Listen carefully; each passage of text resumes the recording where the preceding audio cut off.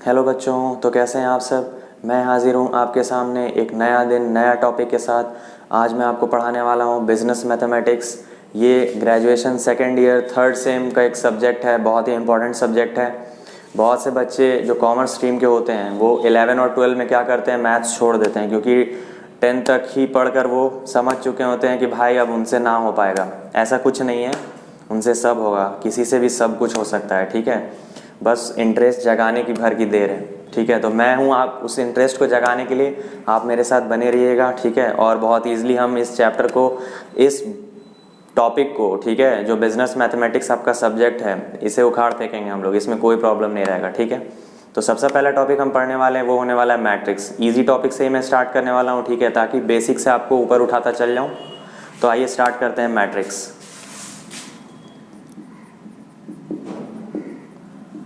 Matrix क्या है? ठीक है, तो मैट्रिक्स होता है अरेंजमेंट ऑफ नंबर्स या फिर वेरिएबल्स। किस तरह? या तो रोज और कॉलम्स के फॉर्म में। ठीक है, एक फॉर्मेट होता है मैट्रिक्स, उसमें रोज होते हैं और कॉलम्स होते हैं। उस फॉर्मेट में हम एलिमेंट्स को, बोले तो नंबर्स को और वेरिएबल्स को रखते हैं। ठीक है, एक तरह का अरेंजमेंट हो गया जैसे। ठीक है, इसको लिख लेते हैं, अरेंजमेंट ऑफ थिंग्स। अब इसमें नंबर भी आ जाएगा, वेरिएबल भी आ जाएगा। Arrangement of things in an order, ठीक है, ऑफ रोज एंड कॉलम। ठीक है, एक ऑर्डर में रखते हैं हम लोग रोज और कॉलम्स के। ठीक है, जैसे सबसे पहला काम, मैट्रिक्स हमेशा रिप्रेजेंट होता है कैपिटल अल्फाबेट से। ठीक है, इक्वल टू के बाद फिर हम दो स्क्वायर ब्रैकेट्स बनाएंगे, इसी ब्रैकेट्स के अंदर हर एक थिंग को प्रेजेंट करेंगे। ठीक है, हर एक थिंग, जो भी थिंग होगा हमारे पास उसको रखेंगे। जैसे हमारे पास नंबर्स हैं, ठीक है, एज अ थिंग, तो क्या हो गया, जैसे मान लीजिए 2 -5 3 4 -1 2 5 6 एंड -4। ठीक है, तो ये हो गया एक क्या, मैट्रिक्स। ठीक है, अच्छा, रोज होते हैं ये।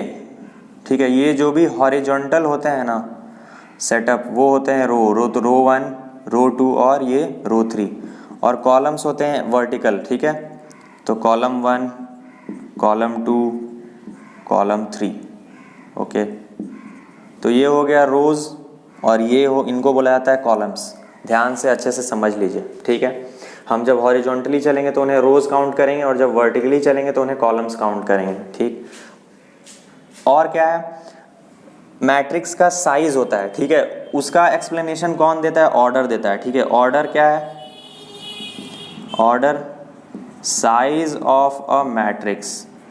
ठीक है, ये बताता है। और ऑर्डर कैसे लिखा जाता है, ऑर्डर को लिखने का तरीका है रो बाई कॉलम। ठीक है, इनटू को लिख देते हैं यहाँ बाई। ठीक है, इस तरह। ठीक, यहाँ पे जैसे क्या हो गया, रो कितने हैं यहाँ पे, 3 रो बाई कॉलम। लिखेंगे कैसे, 3 रो बाई 3 कॉलम, ये होता है ऑर्डर। ठीक है, ये क्या हो गया, ये हो गया order of A, matrix A. Okay, उसी तरह कोई दूसरा मैट्रिक्स ले लेते हैं, चलिए कुछ और ऑर्डर का। चलिए 2 -6 4 1 3 -2, इसका ऑर्डर क्या हो जाएगा। तो पहले ऐसे ऐसे देख लेते हैं कितने रैक्स हैं, 1 रैक 2 रैक 3 रैक, तो रोज कितने हो गए, 3 रोज इनटू कॉलम कितना है, 1 2, खत्म। ऑर्डर कितना हो गया मैट्रिक्स का, 3/2, तो ये हो गया ऑर्डर ऑफ बी। ठीक है, तो क्या बताता है ये ऑर्डर, साइज बताता है कि मैट्रिक्स कितना बड़ा है। ठीक है, कितने रोज हैं उसमें और कितने कॉलम्स हैं। अच्छा, अमूमन एक नंबर में क्वेश्चन आपका आ सकता है ना, कि मान लीजिए जैसे आपको दे दिया गया है 4/3 मैट्रिक्स, ऑर्डर का मैट्रिक्स। ध्यान से सुनिए, आपको दिया गया क्वेश्चन में कि एक मैट्रिक्स है आपके हाथ में जिसका ऑर्डर है 4/3। ठीक है, matrix of order 4/3 will have dash elements. बताइए कितने एलिमेंट्स होंगे किसी मैट्रिक्स का, अगर ऑर्डर है 4/3 ठीक है, तो उसके नंबर ऑफ एलिमेंट्स कितने होंगे, नंबर ऑफ एलिमेंट्स इन्हीं को बुलाता है। अब इन दोनों एग्जांपल्स में देखिए और समझिए, इनको मल्टीप्लाई करने पे क्या आ रहा है 9, 1 2 3 4 5 6 7 8 9, 9 एलिमेंट्स हैं। तो क्या पता चला, ऑर्डर को अगर हम मल्टीप्लाई कर देंगे, ऑर्डर में रोज और कॉलम्स को आपस में जब मल्टीप्लाई कर देंगे तो हमें क्या मिल जाता है, हमें नंबर ऑफ एलिमेंट्स मिल जाएंगे। यहाँ पे देख लीजिए आप 1 2 3 4 5 6, 3 इंटू 2 6 एलिमेंट्स। तो 4/3 ऑर्डर का अगर मैट्रिक्स है तो उसके नंबर ऑफ एलिमेंट्स कितने होंगे, 12। ठीक है, तो ऑर्डर का क्या होता है इंपॉर्टेंस समझ में आया, साइज बताता है वो एक मैट्रिक्स का, ऑर्डर के और भी सारे इंपॉर्टेंस हैं। ठीक है, आगे धीरे धीरे उनको हम उजागर करेंगे, तब तक के लिए नोट करिए इसे।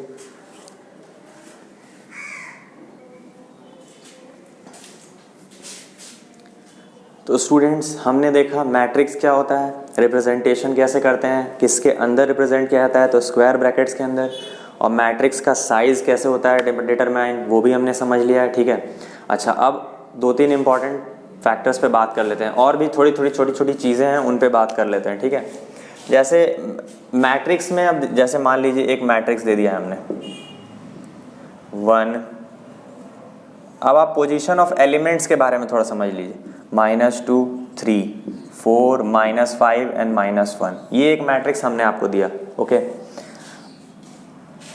A11 कौन सा है एलिमेंट, उसको आपको लिखना है, A12 कौन सा एलिमेंट है उसको लिखना है, A13 कौन सा एलिमेंट है उसको लिखना है, फिर A21 A22 और A23। ठीक है, अच्छा आप समझ लीजिए क्या किया है मैंने। ठीक है, A11 हो गया हमारा ये एलिमेंट, कैसे आया ये, A11 का मतलब हुआ first row first column element, first row first column element कौन सा है, ये है। उसी तरह first row second column element, first row में सेकंड कॉलम एलिमेंट कौन सा है, -2, तो ये हो जाएगा, ध्यान से समझिए। फिर आते हैं हम first row third column element में, फर्स्ट रो में थर्ड कॉलम में कौन सा बैठा हुआ है, 3 लिख दीजिए इस तरह। तो इसका इंपॉर्टेंस है, ये चीज़ समझिए। मैं आपको फॉर्मेशन अभी मैट्रिक्स का दूंगा करने के लिए, इसका एक फॉर्मूला दे दूंगा और आपको मैट्रिक्स बनाना है उससे। ठीक है, अच्छा उसके आते हैं A21 पे, A21 का मतलब क्या हो गया, second row first column, second row first column में कौन बैठा हुआ है, 4। 22 में second row second column, second row second column में कौन है, -5, साइन को मत भूल जाना ही जाइएगा। ठीक है, फिर आते हैं सेकेंड रो थर्ड कॉलम में, सेकेंड रो में थर्ड कॉलम कौन सा है, -1। ठीक है, तो ये एलिमेंट्स के पोजीशन क्या कैसे होते हैं वो समझ लीजिए आप। ठीक है, बहुत ही इंपॉर्टेंट है ये। आइए एक और मैट्रिक्स इसी तरह देख लेते हैं।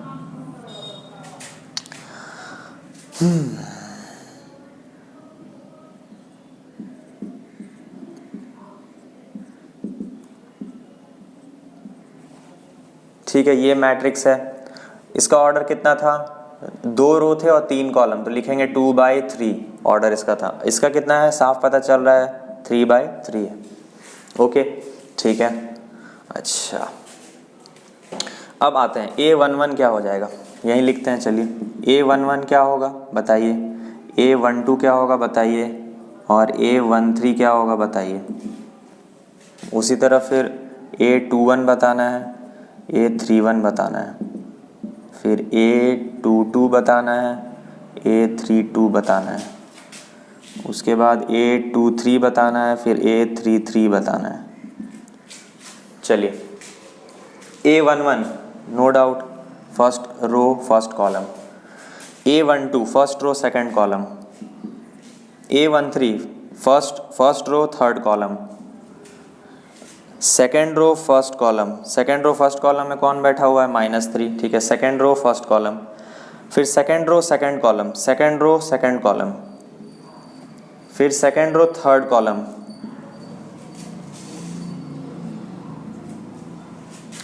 Third row first column, third row second column, और थर्ड रो थर्ड कॉलम। तो ये हो गया हमारा आंसर। ओके, नोट कर लीजिए इसे।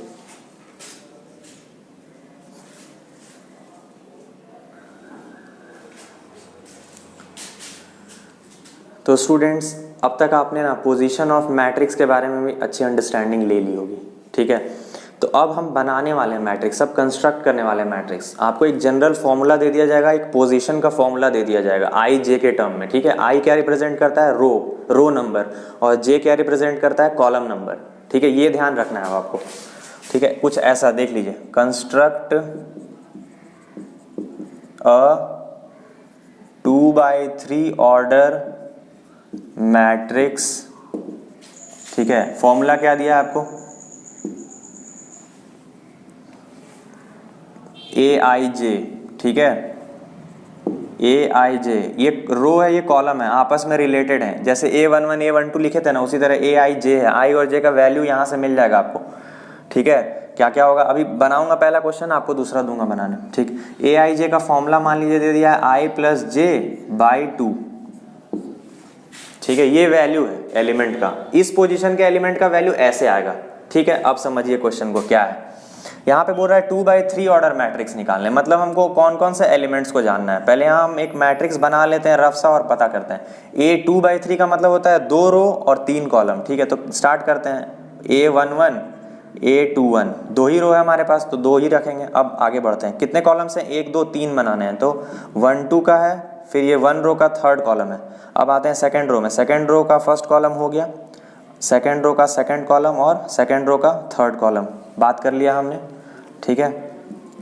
इनका वैल्यू हमें निकालना है और यहाँ रख देना है, ठीक है। इसे एक रिप्रेजेंट करने के लिए एक एक्स अल्फ़ाबेट ले लेते हैं, ठीक है। कैपिटल अल्फ़ाबेट से हमें रिप्रेजेंट करना होता है मैट्रिक्स को। तो अब हमें इनका वैल्यूज़ निकालना है। अब इनका वैल्यूज़ इसी से निकालना है। आई जे का वैल्यू पहले के लिए ये है, दूसरे के लिए फिर 1 2 है, तीसरे के लिए फिर 1 3 है, फिर इसके लिए ये 2 1 है, फिर 2 2, बस यही काम है। तो क्या हो गया, A11 का वैल्यू क्या हो जाएगा, 1 + 1/2, 2/2 कितना हो गया, 1। उसी तरह A12 का वैल्यू कितना हो जाएगा, 3/2। A13 का वैल्यू कितना हो जाएगा, 4/2 मतलब 2, ठीक है। पहला लाइन का हमारा वैल्यू निकल गया।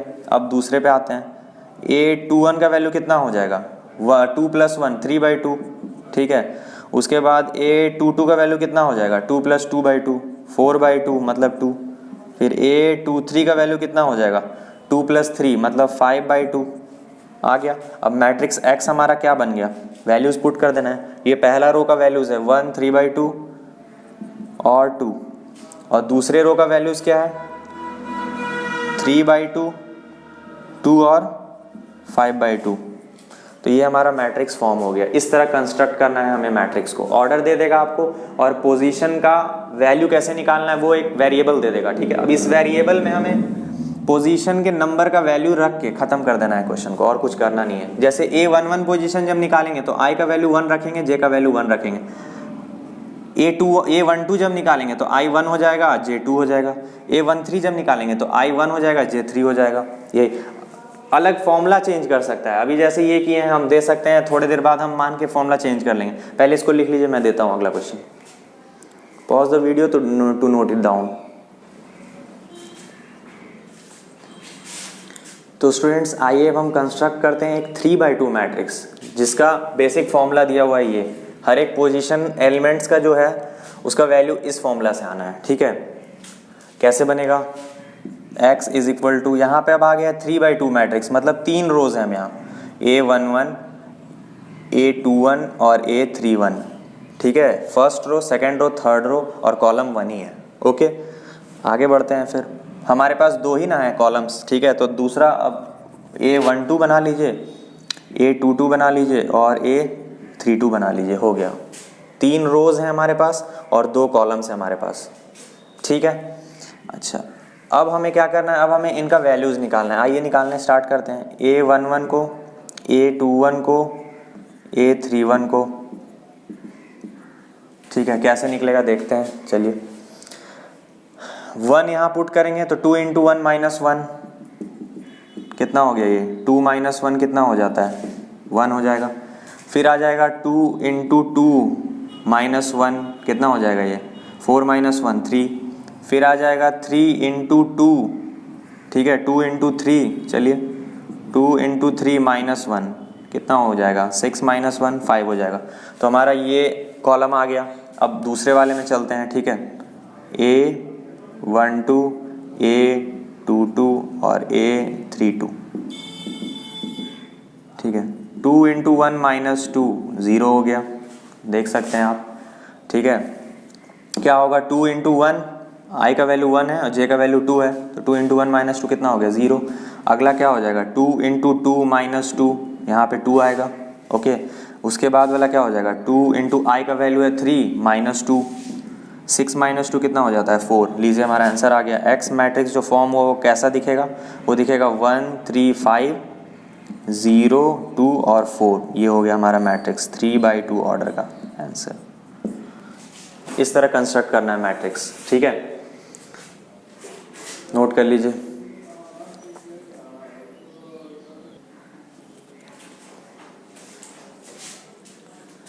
तो ऑर्डर पे ना स्टूडेंट्स मेरे दिमाग में एक अच्छी क्वेश्चन आई है, ठीक है, आइए अब उसे डिस्कस करते हैं, ठीक है।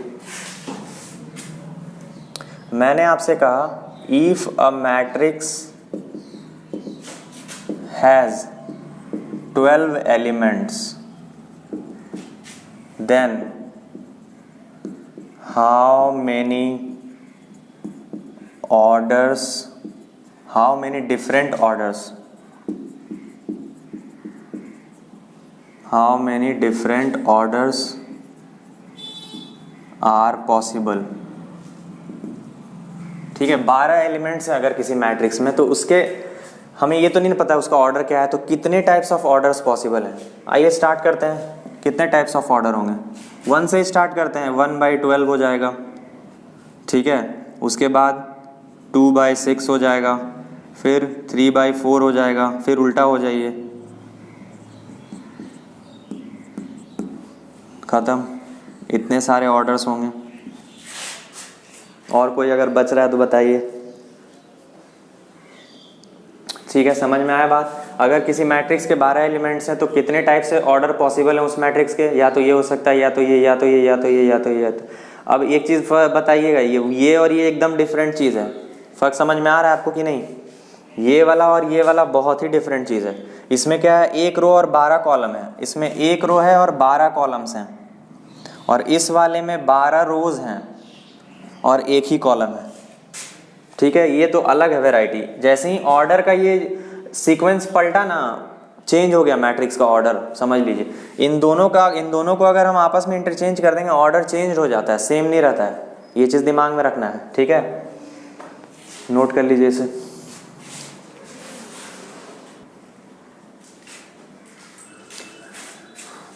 स्टूडेंट्स अब एक और क्वेश्चन आया, ठीक है।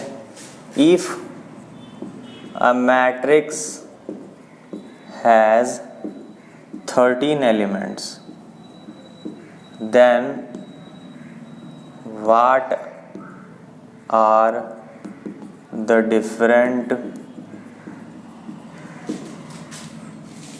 orders, ठीक है, of the matrix, ठीक है। क्या होगा बताइए, 13 एलिमेंट्स है उसमें।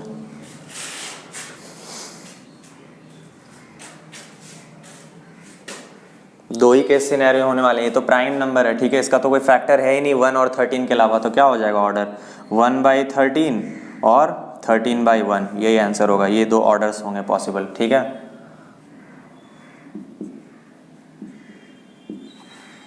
लिख लीजिए इसे।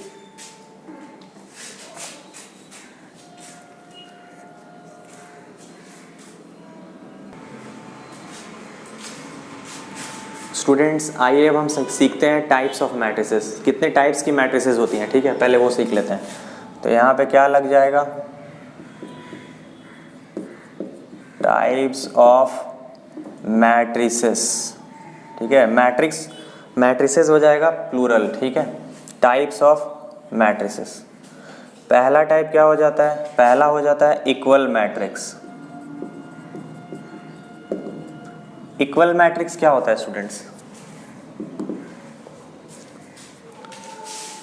इक्वल मैट्रिक्स में 2 चीजें होंगी। पहली चीज क्या होगी, ऑर्डर जो होगा दोनों तरफ, LHS में और RHS में, राइट हैंड साइड और लेफ्ट हैंड साइड, दोनों की जो मैट्रिक्स होंगे वो एकदम सिमिलर, आइडेंटिकल होंगी। उनके ऑर्डर सेम होंगे, उनके एलिमेंट्स भी सेम होने चाहिए, तब हम क्या बोलते हैं उन्हें, इक्वल मैट्रिसेस, ठीक है। तो इक्वल मैट्रिसेस क्या होते हैं, when two matrices have same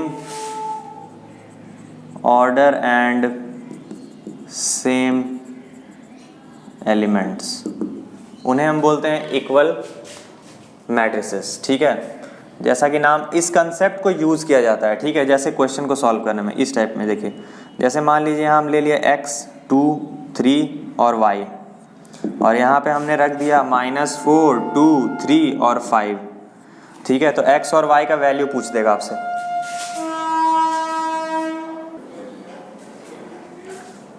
ठीक है, इस कॉन्सेप्ट का स्टूडेंट्स यूज कुछ इस टाइप के क्वेश्चंस में किया जाता है। जैसे यहाँ पे इन दोनों मैट्रिक्स को इक्वल बोल दिया गया है, क्या होगा, इसका मतलब क्या होता है, यहाँ पे लिख दिया है मैंने, have same order and same elements.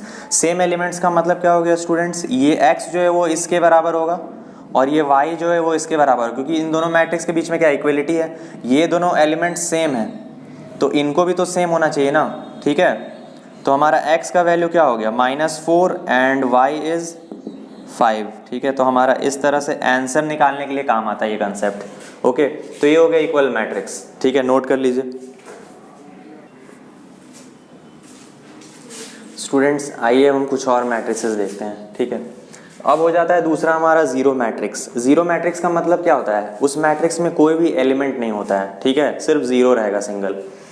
उसके आता है रो मैट्रिक्स। रो मैट्रिक्स क्या होता है, रो मैट्रिक्स वो मैट्रिक्स होते हैं जिनके सिर्फ एक रो होते हैं, सिर्फ सिंगल रो होता है उसके पास। कुछ इस तरह रिप्रेजेंटेशन होगा, सिर्फ देखिए एक ही हॉरिजॉन्टल स्टैक है, एक ही हॉरिजॉन्टल रैक है उसके पास। ठीक है, बाकी कॉलम्स इनफाइनाइट हो सकते हैं, 1 2 3 4 और कॉलम्स फिर आगे इन्फिनिटी तक जा रहे हैं। ठीक है, अनडिफाइंड कितना भी है। तो सिंगल रो वाले मैट्रिक्स को क्या बोलते हैं, रो मैट्रिक्स। उसी तरह कॉलम मैट्रिक्स किन्हें बोलेंगे, सिंगल कॉलम वाले मैट्रिक्स को क्या बोलते हैं, कॉलम मैट्रिक्स। अब रोज नंबर अनगिनत भी हो सकते हैं, इसमें कोई दिक्कत नहीं है यहाँ। ठीक है, तो इन्हें बोलते हैं रो मैट्रिक्स और इसे बोलते हैं कॉलम मैट्रिक्स। ओके, नोट कर लीजिए इसे।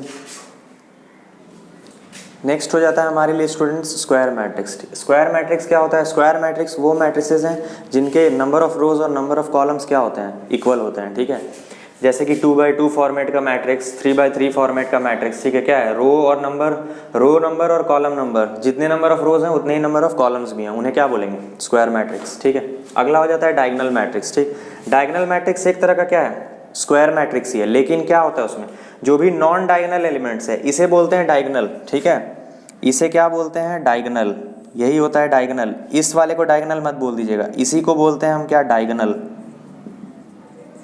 ठीक है, फर्स्ट एलिमेंट से लेके लास्ट एलिमेंट तक जो होता है ये लाइन, उसी को बोलते हैं डायगोनल। यहाँ पे भी डायगोनल क्या है, यही है। ठीक है, तो डायगोनल एलिमेंट्स को छोड़ के जो भी नॉन डायगोनल एलिमेंट्स होंगे वो सारे के सारे क्या होते हैं, इसमें जीरो होते हैं। वैसे मैट्रिक्स को क्या बोलते हैं, डायगोनल मैट्रिक्स, क्योंकि जो भी एलिमेंट्स हैं वो क्या होते हैं, डायगोनल्स पे होते हैं। ठीक है, नोट कर लीजिए इसे स्टूडेंट्स। जो हमारा अगला हो जाता है मैट्रिक्स, उसे हम बोलते हैं स्केलर मैट्रिक्स। ठीक है, स्केलर मैट्रिक्स एक टाइप का डायगोनल मैट्रिक्स ही है, मतलब उसके डायगोनल एलिमेंट्स को छोड़ के बाकी सारे एलिमेंट्स क्या होंगे, जीरो होंगे। ठीक है, डायगोनल एलिमेंट्स लेकिन क्या होते हैं, यहाँ सेम होते हैं, तभी उन्हें बोलते हैं स्केलर मैट्रिक्स। फर्क कुछ नहीं है, यहाँ पे भी सिर्फ डायगोनल एलिमेंट्स के ही वैल्यूज होते हैं, बाकी सारे जो नॉन डायगोनल एलिमेंट्स है वो सब जीरो ही रहेंगे, लेकिन जो डायगोनल एलिमेंट्स होते हैं वो तीनों क्या होते हैं, इक्वल होते हैं। तो वैसे मैट्रिक्स को क्या बोलते हैं, स्केलर मैट्रिक्स। ये 3x3 फॉर्मेट का कुछ ऐसा लुक है, 2x2 ऑर्डर का जो मैट्रिक्स होगा उसका कुछ ऐसा लुक है। ओके, अच्छा अब आते हैं अगले पे, आइडेंटिटी मैट्रिक्स। ठीक है, इसका बहुत यूज भी है, बहुत यूजफुल है आगे। तो आइडेंटिटी मैट्रिक्स क्या होता है, एक डायगोनल मैट्रिक्स ही होता है एक तरह का, लेकिन यहाँ पे जो डायगोनल एलिमेंट्स होते हैं ना वो क्या होते हैं, 1 होते हैं सारे।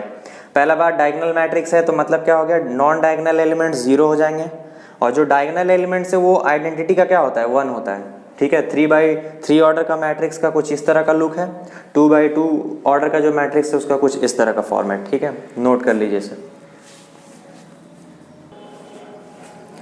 स्टूडेंट्स। हमारा जो अगला हो जाता है उसे बोलते हैं upper triangular matrix. Upper triangular matrix का मतलब क्या हो गया, वो मैट्रिक्स जिनके डायगोनल के नीचे का जो एलिमेंट्स होगा वो सारा 0 हो जाएगा, बाकी सारा ऊपर का नहीं रहता है। तो इसीलिए एक ट्रायंगल फॉर्म कर रहा है ये, तो इसे बोलते हैं अपर ट्रायंगुलर मैट्रिक्स, क्योंकि जो ट्रायंगल फॉर्म हो रहा है वो अपर साइड हो रहा है। ठीक है, और डायगोनल के नीचे वाले जो भी एलिमेंट्स होंगे वो 0 हो जाते हैं, इसलिए इन्हें क्या बोलते हैं, अपर ट्रायंगुलर मैट्रिक्स। और लोअर ट्रायंगुलर मैट्रिक्स में ठीक उल्टा होगा, डायगोनल एलिमेंट्स के ऊपर वाले जो एलिमेंट्स होंगे वो सारे जीरो हो जाते हैं, ठीक है। तो लोअर साइड इस साइड ट्रायंगल बनता है, तो इसीलिए क्या बोलते हैं, लोअर ट्रायंगुलर मैट्रिक्स। नोट कर लीजिए इसे स्टूडेंट्स। अब आइए देखते हैं सिंगुलर मैट्रिक्स किन्हें कहते हैं। तो इन दोनों को आपको याद रखना है अभी फिलहाल। कैसे क्या होगा वो आगे समझ में आ जाएगा आपको जब डिटर्मिनेंट निकालने सिखाऊंगा मैं। तो अभी के लिए फिलहाल याद रखिएगा आप, सिंगुलर मैट्रिक्स उन्हें कहते हैं जिनका डिटर्मिनेंट का वैल्यू जीरो हो जाए, ठीक है। और नॉन सिंगुलर मैट्रिक्स किन्हें कहते हैं, matrices whose determinant is not zero, जिनका डिटर्मिनेंट निकालने पे वैल्यू जीरो नहीं आता है, ठीक है। डिटर्मिनेंट किसका निकलता है, मैट्रिक्स का निकलता है, ओके। तो जिन मैट्रिसेस का डिटर्मिनेंट जीरो आ जाता है उन्हें बोलते हैं सिंगुलर मैट्रिक्स, और जिन मैट्रिसेस का डिटर्मिनेंट का वैल्यू जीरो नहीं आता है उन्हें बोलते हैं नॉन सिंगुलर मैट्रिक्स, ठीक है। अगला हो जाता है देखिए ट्रेस ऑफ मैट्रिक्स। इसका मतलब क्या होता है ना, बस डायगोनल एलिमेंट्स जो भी होंगे ना मैट्रिक्स के उन्हें जोड़ देना है। तो सम ऑफ डायगोनल एलिमेंट्स उसे क्या बोलते हैं, हम किसी मैट्रिक्स का ट्रेस बोलते हैं, ठीक है। नोट कर लीजिए इसे स्टूडेंट्स। आइए हम सीखते हैं एडिशन और सब्ट्रैक्शन दो मैट्रिसेस या उससे ज़्यादा मैट्रिसेस की कैसे करते हैं हम, ठीक है। सबसे पहले एक रूल है, उस रूल को आपको दिमाग में बैठा लेना है। क्या वो रूल है, वो यह बोलता है कि दो मैट्रिसेस या उससे ज़्यादा मैट्रिसेस ऐड या सब्ट्रैक्ट आपस में तभी हो सकती हैं जब उनका ऑर्डर जो है ना सेम ऑर्डर का हो, ठीक है। जब दोनों मैट्रिसेस या उससे ज़्यादा जो भी मैट्रिसेस जिनको सबको ऐड करना है या सब्ट्रैक्ट करना है आपस में, सारे के ऑर्डर्स क्या होने चाहिए, सेम होने चाहिए। जैसे पहला एग्जांपल आप देखिए ये वाला, ठीक है, और ये दूसरा एग्जांपल है। पहला में क्या है, ए का ऑर्डर क्या है, ए का ऑर्डर है 2/2 क्योंकि 2 रो है उसके पास और 2 ही कॉलम है। बी का ऑर्डर क्या है, 2 रो, पहले रो लिखते हैं फिर कॉलम 1 2 3। देखिए यहाँ पे ऑर्डर सेम नहीं हो रहा है, ठीक है। तो ना ए प्लस बी पॉसिबल है और ना ए माइनस बी पॉसिबल है, game over. Both cases are not possible, क्यों, क्योंकि ऑर्डर ही इनका अलग हो गया। यहाँ पे आते हैं, यहाँ पे देखिए एक्स वाले मैट्रिक्स का ऑर्डर क्या है, 1 2 3 रोज हैं यहाँ और 1 2 3 2 कॉलम है। सेम इसी तरह 1 2 3 3 रोज हैं यहाँ और 1 2 2 कॉलम है। इन दोनों का ऑर्डर क्या हो गया, सेम हो गया। तो x प्लस वाई पॉसिबल है, x माइनस वाई भी पॉसिबल है, ठीक है। उसी तरह y माइनस एक्स भी पॉसिबल होगा और y प्लस एक्स भी पॉसिबल होगा, कोई दिक्कत नहीं है, ओके। तो नोट कर लीजिए इसे। एडिशन का ये बहुत ही इंपॉर्टेंट रूल है, इसी को फॉलो करना और बाकी इजीली हो जाएगा। और एडिशन होगा कैसे ये भी समझ लीजिए। मान लीजिए जैसे हमें x प्लस वाई का वैल्यू निकालना है, तो x प्लस वाई भी तो हमें एक मैट्रिक्स ही ना देगा, ठीक है, और वो मैट्रिक्स का ऑर्डर सेम रहना है। अब क्या होगा देखिए, रिस्पेक्टिव एलिमेंट्स जो पोजीशन की होंगे ना वही ऐड अप होती हैं, जैसे ये और ये वाली। तो ये क्या हो जाएगा 2 - 1, माइनस नहीं है, माइनस साइन के साथ ना ये ऐड हो रहा है। उसके बाद क्या है 5 + 3, फिर क्या आएगा 3 + 5, फिर क्या हो जाएगा 1 - 4, फिर यहाँ पे क्या 4 - 2, फिर -2 + 1। तो ये हो गया हमारा एडिशन x और y का, ठीक है। अच्छा आंसर लिख लेते हैं इसका हम लोग, कितना हो जाएगा 1 8 2 8 -3 n -1। ये आंसर है हमारा x प्लस वाई का, ठीक है। x माइनस वाई को भी देख लेते हैं हम, ठीक है। x माइनस वाई अब हम कर रहे हैं, तो 2 माइनस ऑफ -1, ठीक है।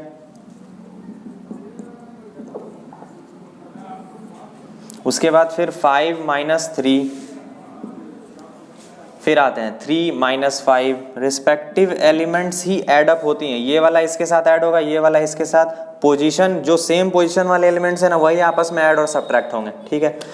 तो अब माइनस कर रहे हैं x - 1 y, तो 3 - 5 हो गया, फिर होगा 1 माइनस ऑफ -4, 1 माइनस ऑफ -4, ठीक है। उसके बाद 4 - 2, ठीक है। उसके बाद -2 - 1, ठीक। तो हमारा आंसर क्या आ जाएगा फाइनल, लिख लेते हैं उसे हम। 2 + 1 कितना हो गया 3, 5 - 3 2, 3 - 5 -2, 1 + 4 5, 4 - 2 2, -2 - 1 -3। This is our answer 3/2। Order में कोई बदलाव नहीं होता है ऐड या सब्ट्रैक्ट करने पे। तो this is our final answer students, ठीक है। नोट कर लीजिए इसे, एडिशन कैसे होता है, सब्ट्रैक्शन कैसे होता है। आई होप कि बहुत ज़्यादा टफ नहीं था आपके लिए, तो सीख लिया आपने ये, ठीक है। नोट कर लीजिए इसे आप।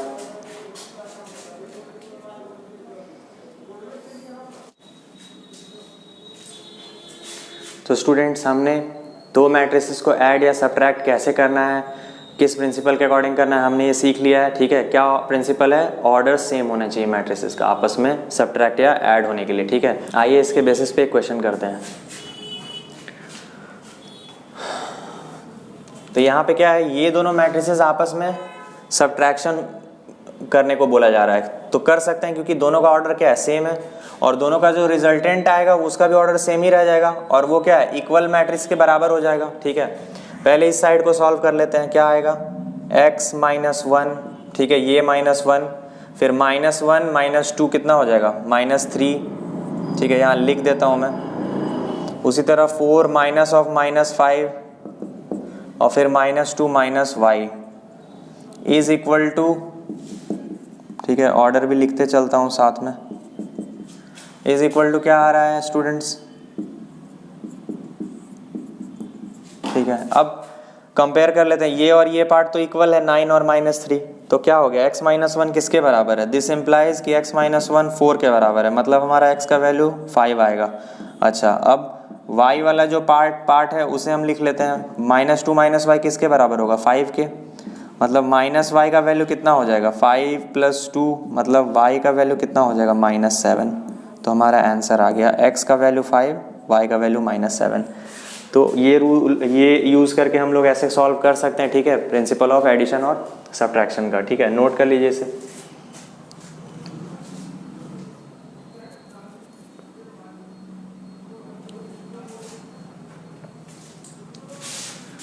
तो इस तरह स्टूडेंट्स आपका एडिशन और सब्ट्रैक्शन का जो भी नॉलेज था इस चैप्टर में वो ओवर होता है। ठीक है, आगे हम मल्टीप्लिकेशन ऑफ मैट्रिसेस के बारे में सीखेंगे, कुछ प्रॉपर्टीज़ के बारे में जानेंगे। ठीक है, तब तक के लिए मेहनत करते रहिए जम के, टेंशन नहीं लेने का, टेंशन देने का, ये फंडे पे चलिए और अपना ध्यान रखिए।